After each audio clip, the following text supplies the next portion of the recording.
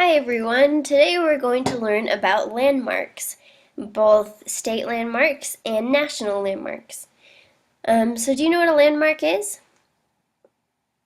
Yeah, a landmark is just an important place. It could be a building or a monument or a mountain or anything that is unique to a certain area.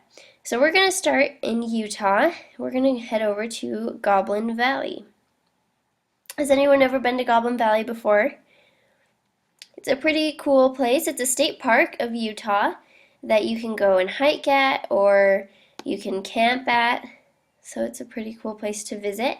So we are going to go into Street View and see what it would actually look like if we were there. This is Goblin Valley. This picture was taken in December of 2012, so there's snow on the ground, so it covers some of the rocks, but we can see some of them here. So it looks like when you're there, it might seem like the rocks are just stacked on top of each other and that maybe someone came and did that, but really it's just rocks that have been formed by wind and erosion to make them into the shapes that they are in now. So it's a natural formation, and that's what makes it so unique and special in Utah. We are going to look at a video now of Goblin Valley. In this video, we'll talk about some of those hikes you can go on and about their campsites and about some other things that you'll see while you're in Goblin Valley. So how did you like the video? It seems like a pretty interesting place to go, doesn't it? What were some of the things that you think would be fun to visit? Yeah, those would be really fun. So one of the places it talked about in the video was the Three Sisters. And right here I have a picture of the Three Sisters. So these are just three separate rocks that are bigger than the rest of the other ones. And so they have been named the Three Sisters.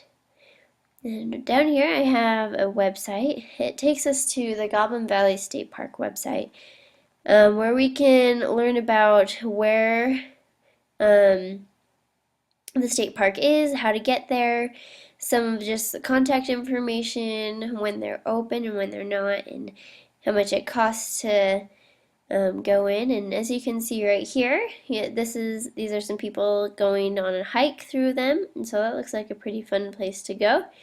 And right here, this is what it would look like when there is no snow on the ground. As you can see, there's a lot of different rocks out there, and so it'd be cool to walk through them. So we're going to now talk about national landmarks. We're going to head over to the Statue of Liberty. So the Statue of Liberty is all the way across the country on the other side. Does anyone know what state it's in? Yeah, it's in New York City. And it's actually an island just off of New York City, as you can see right here. So this is where the Statue of Liberty, and this is where New York is. So when you go there, and when you want to visit the Statue of Liberty, you have to take a boat or a ferry from the land over here, over across the water into one of these docks right here. So you can go see it. So we're going to go and look at a panoramic picture of the Statue of Liberty. Alright, so we're going to go look at right here. And it'll take us right into this picture that someone else has taken, but we're able to see it. Alright. So this is what it looks like on the island where the Statue of Liberty is. As you can see, we're on an island, and over there is New York City. And here's the dock, when those are the boats that take you over. And right over here, if we look all the way up, there's the Statue of Liberty. It's pretty tall. It's really high up there. Normally you're not this close to it. Normally you're back here where all these people are. You have to stay a certain distance away. But it's really cool. Here we get to be so close and get a different view of it. And So now we're going to learn a little bit about the Statue of Liberty at this website. So do you guys know where the Statue of Liberty came from and why we have it? So what happened was there was an American Revolution, and that was a war that America was in, and with Britain, and France became an alliance with us, and they helped us in the war. Do you know what an alliance is? Yeah, it's like a good friendship. So the French were helping us to win the war, and they were really good friends with George Washington. And so when the war came to an end and America won, they wanted to make sure that America remembered France and remembered that they were such great friends, and so they decided that they would give America a present. And so when they talked about it, they decided on giving us the Statue of Liberty. And so there's a French sculptor that made the Statue of Liberty, and this is his name right here, Frederick Auguste Bartholdi. I'm not sure if I said that right, but he is a French sculptor, and he is 31 years old, and so he made the Statue of Liberty, and they brought it over to America, where it is today, on the island by New York City. And now we can go visit it. Another cool thing about the Statue of Liberty,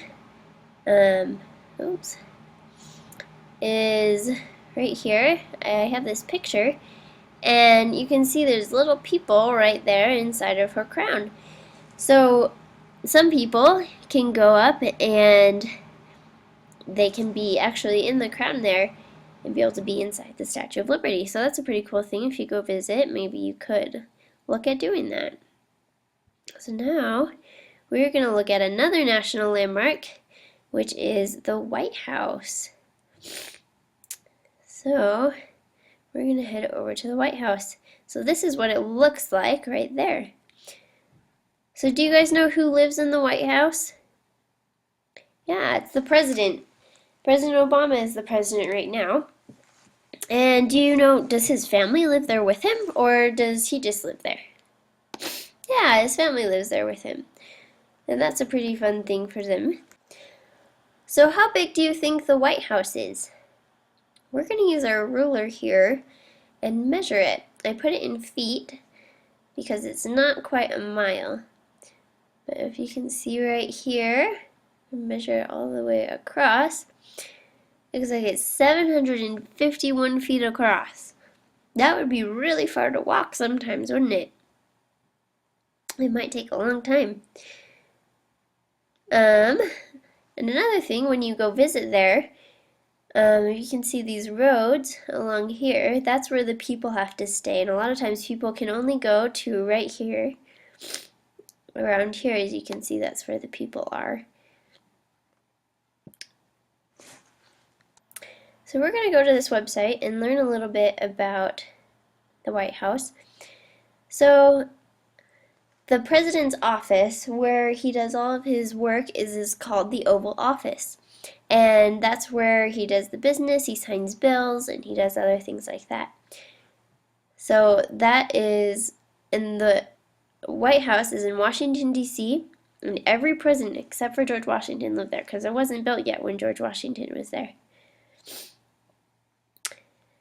And I have this picture of some of the rooms in the White House. So you can see right here there's a green room, a blue room, and a red room. So they're named after colors. So we're going to actually go into a couple of these rooms. Alright, we're just going to go on Street View and go right in here. So right now, this is the hallway. And if we go right in this doorway here, we can go into the blue room. As you can see, they're named that way, and they're decorated according to that color. So that's a pretty neat thing. So why would this be a national landmark? Yeah, it's because that's where the president lives, and he's an important person in the United States, and so that is a unique place in the United States. So thanks for learning about landmarks with me today.